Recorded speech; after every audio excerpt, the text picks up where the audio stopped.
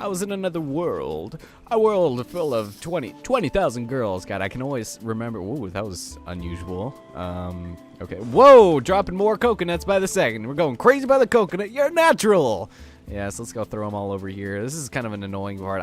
You don't usually want these many coconuts around because when Kiko's holding a coconut, Monster will always be attracted to him first and foremost, even if there's easier to get coconuts like right at his feet. He'll just ignore him and go straight for Kiko.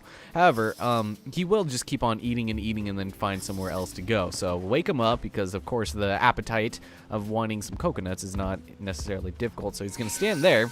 We have him to stand there just for a couple minutes because we got ourselves a nice little area where we can climb up here. Beautiful, just ungodly beautiful. Okay, easier said than done there, lady. Okay, because of course, all right, so we got some coconuts up here that we can hopefully lure him with over here in this corner. Hopefully this is enough. Come on over here. Now we have to do this part fast because once we drop this, he's going to start going for those other coconuts after he's eaten these ones. Because he's crazy in the coconut. He's a natural. Oh, God. That's gonna be stuck in my head this entire recording session. I'm gonna need to watch that because I bet I'm, like, quoting all of these wrong. He's gonna go to sleep. No, you gotta go into the circle and then you can go to sleep. Here. I will put this right here. Once you go in the circle. Oh, what?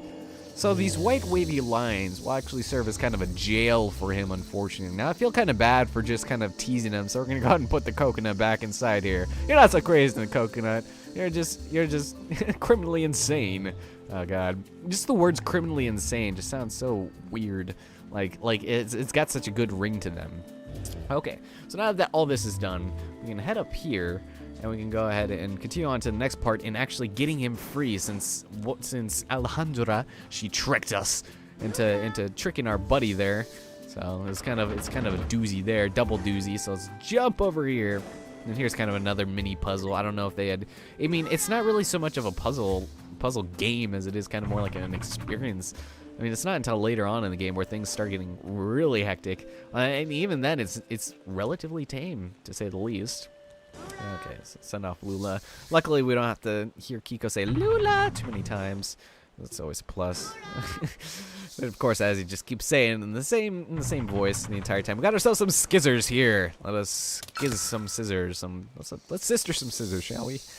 Yeah, there we go. So of course, this will free our buddy Monster here. See, Monster's not such a bad guy. I think Monster was a poor name to give this fellow. Of course, he's gonna ignore the coconut. Looks like he is a little bit crazier than we thought. Oh wait, never mind. Wait. There he is. All right, of course he would eat it. He's like a gorilla, like a Donkey Kong. All right, let's see if we can make this. I can never make this, but I know you can make that. I've made so many more impossible jumps. It's just, I can never make that one. All right, so let's go head back over here, shall we? Oh, but before we do, there's actually one more thing we're going to want to grab over here. It is actually another hat. So follow this red pipe for whatever reason, and you'll get another hat over here. I think this is number 8, number 9, something like that. I know there are a couple that I've memorized which numbers they actually are, because these are sorted numerically. And they're not like random or anything. I don't think there's anything over here. Let's see what we got.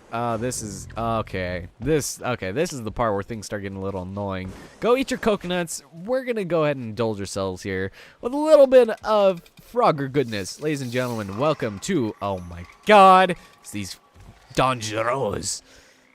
Great.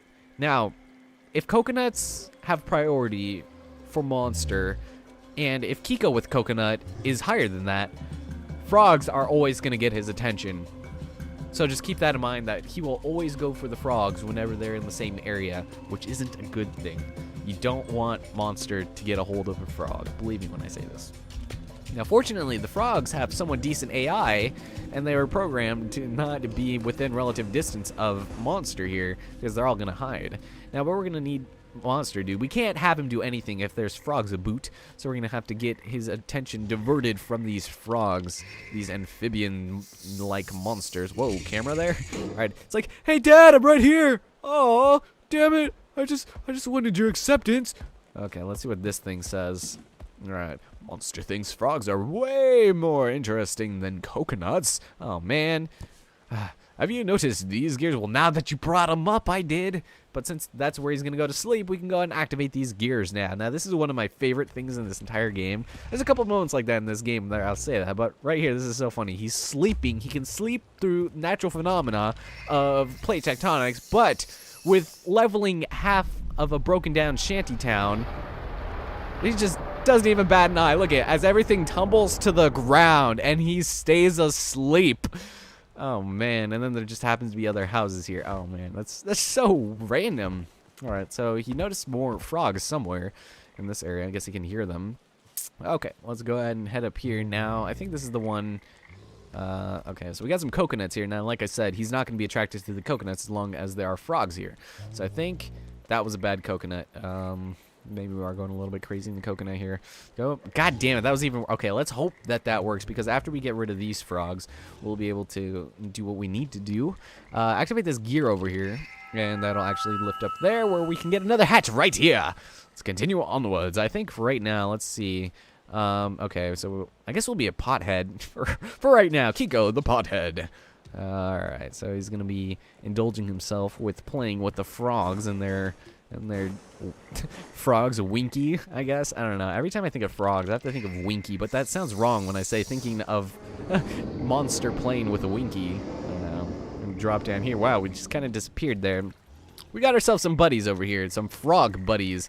Now, I don't really know what other way there is to deal with this, but I love this. Okay, look how we're holding this guy. Okay, he's so big, and just look at his expression. It's like, it's like, Mom, stop! My friends are looking. Mom, quit kissing me on the face. You know, yeah. So, in order to combat child abuse, why not do it with animal abuse? Frogs, pick them up or drop them gently. Splat them on the wall to make them disappear. Now this is, why don't you practice your aim with the bullseye on the wall? Oh god, that's so funny. Alright, let's see if we can do this the right way. Let's see if we can do this the right way. Yeah, there we go. It's like, hey buddy.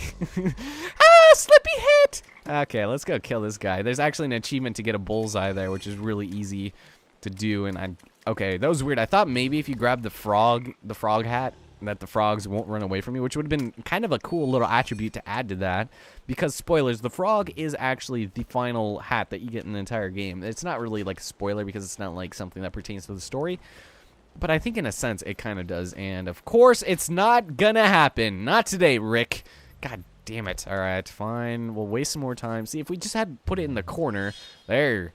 Thank you, monster. Now, this is also relatively entertaining. He's like, oh, I'm bored. And then in the background, he just demolishes the rest of this ghetto. Doesn't even care. Goes back to sleep.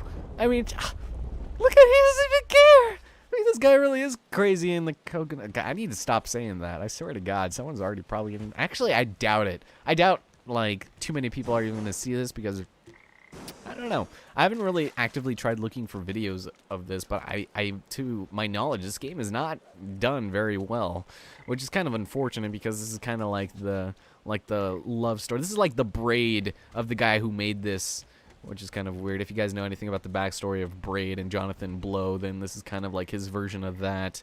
I think there's supposed to be a switch around here, but I forgot where it is. What am I trying to say? Oh, there it is in the back over there.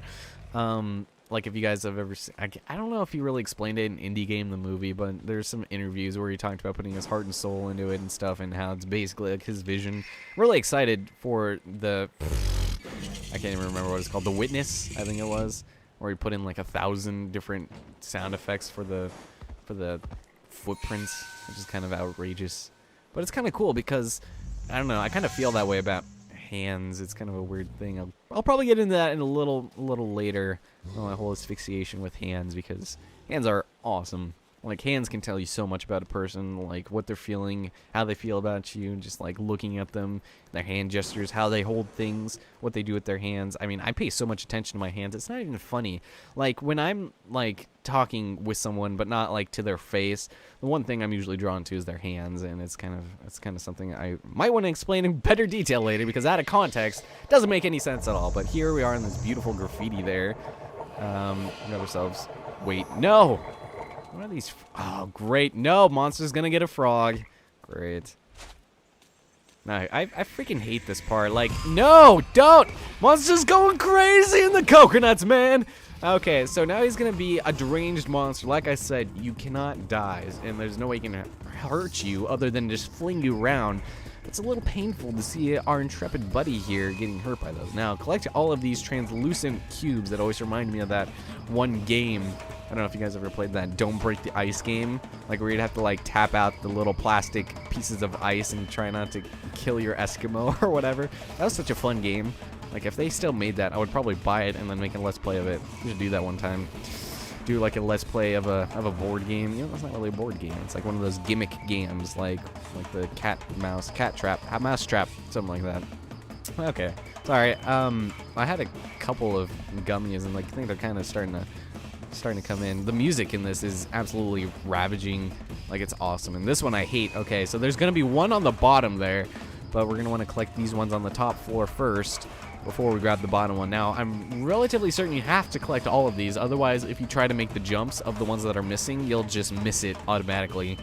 This game tends to do that a lot in the sense that you have to complete things all the way in order to actually progress on, which is heading up here, where we're going to be finding our confliction to ending this madness of Monster's Madness. Monster's Madness Ball. We got ourselves a rotten fruit. Rotten fruit. That anytime somebody says rotten, I always have to think of it in Sensei Morikawa's way from Lollipop Chainsaw. If you guys remember the creepy sensei, he's like, we must defeat the evil from the rotten world. You guys know what I'm talking about. Probably not actually, but he's A-okay now after eating a rotten fruit.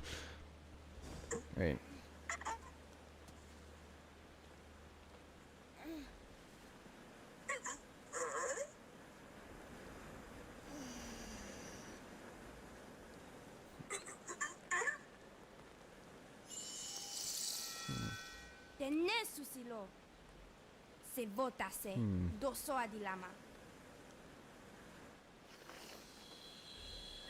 But of course, there's going to be nothing else for us to do because apparently we're cursed, and she keeps saying that even though she wants us to follow her.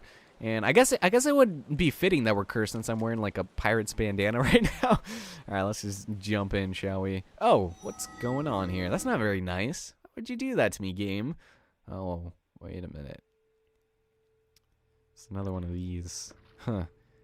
Now, it's kind of unfortunate, like I was kind of saying earlier on, is how this game does not actually elaborate more on this. This is kind of like, I don't know, they make it too acceptable for children to see this. And I mean, it could have been so much more powerful than it was, even though it's still kind of touching to me, but it's more like a fill-in-the-blanks kind of situation thing we've got here. So back to quote-unquote the real world, following this line a little bit further down the road. You see a very strange figure in the back who appears to have the shadow of Monster here. Wait a minute. I'm guessing Kiko's still in the car, huh? But wait a second. I always thought it looked like Monster was holding a gun here, but I don't think he is. There's a body in the back, apparently. Uh-oh. That's not good. What are we getting ourselves into here?